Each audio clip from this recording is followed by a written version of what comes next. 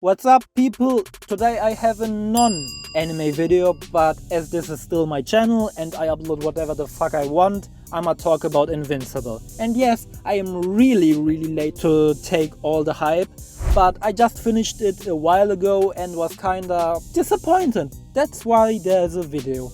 Now, Invincible was the shit when it aired, and everyone who spent like an hour on social media back then knew of the show's existence because of all the memes or because of people praising it. And for me, it felt like people were really hyping this up to Batman Trilogy or Spider-Man PS4 level. But as 50% of the show, of the stuff we get nowadays, superhero stuff anyways, I wasn't really interested in the beginning. Only when my full weeb friend, who has a rather, let's call it, professional taste in shows and anime, told me it was a great show and I should watch it, I gave it a chance, and I was disappointed as I said. Now, let me explain to you why that is. But let's start with the good stuff, actually. The last episode. This is a weird one to start with, but I'm not a moron or someone who says an unpopular opinion just to get attention. I can see that the last episode was a 10 out of fucking 10 episode. The drama with Mark and his father, the fight, him actually getting punched the shit out of his body with no power up or something similar was really cool. Personally, I feel like this is a great payoff for everything that came before. But just like Dragon Ball Super, a phenomenal last episode doesn't make your show good. It's just a cherry on the cake. Second positive point, Omni Man. Second positive point is Omni Man. I really liked Omni Man and I thought he had a great character. It was rather refreshing. Now, was it a great twist that he actually was evil? Meh. I mean, it was revealed in episode 1, so for me that was part of his characters from the get-go. How am I supposed to be surprised that the character is evil when I only knew him for like half an episode? Now, if they had killed off the superhero group without showing it and revealed Omni Man was the killer later without making it too obvious, I feel like that would have made a much better plot twist. Doesn't have to be the final episode either. Do it somewhere in the middle, you would still have time to build for the tension of him having to hide his secret. I really love that he was the asshole character in the end though. The man called his wife a pet, killed thousands of people because he could, and nearly murdered his son because he could, quote, just make another one. That's savage. How often do you see someone act like that anymore? Third point, the voice acting.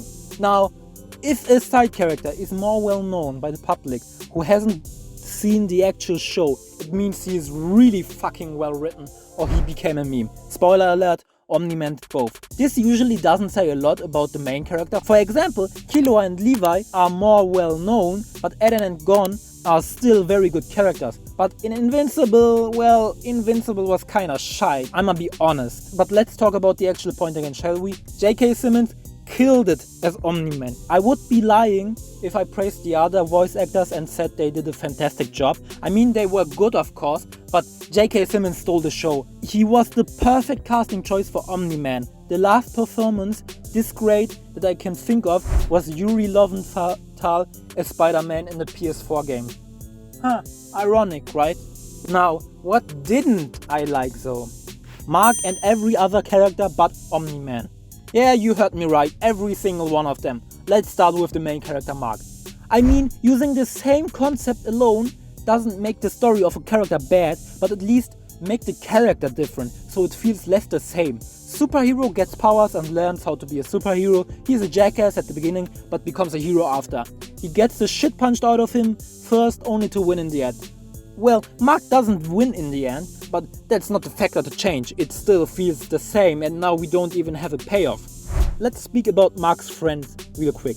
Well, that one dude, his entire character was that he was gay. His girlfriend also didn't really have a character and fell into the annoying girlfriend of superhero category, and her writing was kinda bad. Like, she always was hella mad at him for disappearing. Like when they were attacked by that one villain, but in the end she knew Mark was a superhero. Why were you mad then?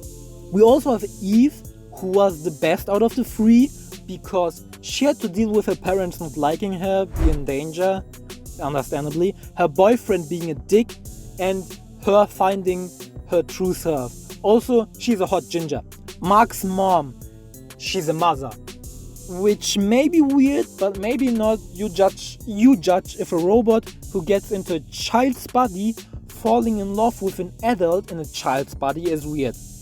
The setting / the story. This is kinda a vague point, but let me explain. I don't like the setting. The world where they live in. Like, come on, the superhero society idea isn't bad, but it was handled terribly here. For example, it was handled way better in My Hero Academia. First of all, where do the powers come from? Okay, Mark is an alien, but why do the other characters have superpowers?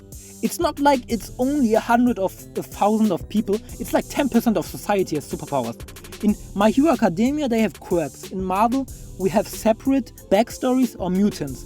I don't expect them to show every superhero's origin, but at least make up an excuse like My Hero Academia did. Something like, suddenly some people of society developed superhuman powers. It's one sentence. Or did they all really got bitten by a radioactive spider? How much radiation is there in this world?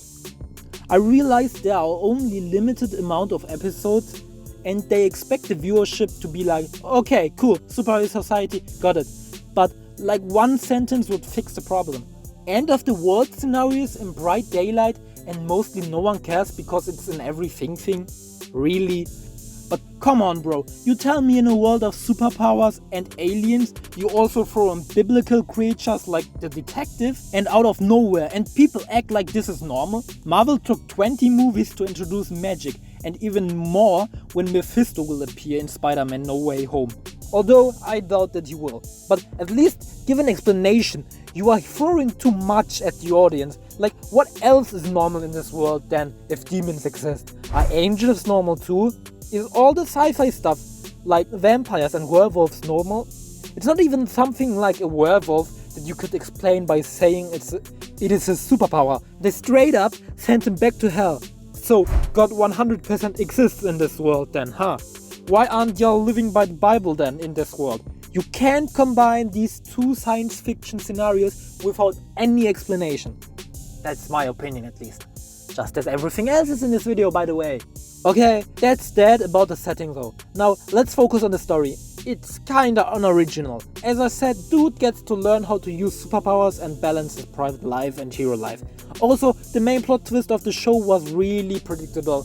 The show had good character writing for one character and maybe also Mark, although his was kinda original as I said, but it was still solid to good character writing. But like the story was really generic and predictable. That's it. Don't have more to say. Next point. The unnecessary brutality. Now, I'm not a child and I get that this is 18 plus stuff and people don't just go on a hiking trip after the hero punched a hole through their chest as if 4 kids dubbed the series. But, and this is very subjective, like mostly everything I say to be fair, I think they kinda overdid it with the violence. More violence doesn't make a show better.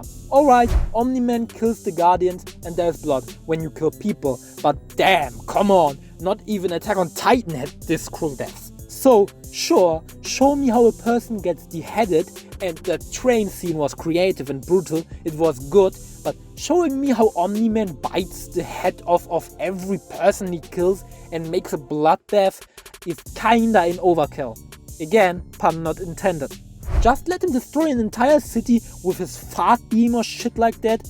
These people kill the animal with a gunshot, or if they didn't have guns, a fucking stone. They didn't tear them apart in half just because they could. Yeah, some of you may like it. I mean, I'm not a brutality hater, but don't overdo it or give us a reason. Like, make Omni Man a complete psychopath who gets hard while fucking his opponent up the worst way he can think of. That makes more sense. But yeah, this is totally subjective. And again, just as probably everything else is on this list, so if you think Invincible is the greatest creation of media, go on, that's your opinion. That you can comment down in the comment section, by the way, while liking and subscribing. This is no hate, even though I maybe over-criticized the show in some parts of my video or took the piss a little bit too much, it's still a solid 6 out of 10 show for me. The video should also entertain, besides giving my opinion on the show that nobody asked for, so that's why I overdid it, maybe. Maybe I overdid it. Maybe you felt entertained. If so, nice. Alright, that's it though. If you like the video, regardless of your opinion, like it so the algorithm doesn't ignore me as if it was every girl on this goddamn planet. Subscribe, and I make cool anime videos, but also stuff like this. Whatever the hell I want, basically, so you don't miss out. Thank you for listening, and bye!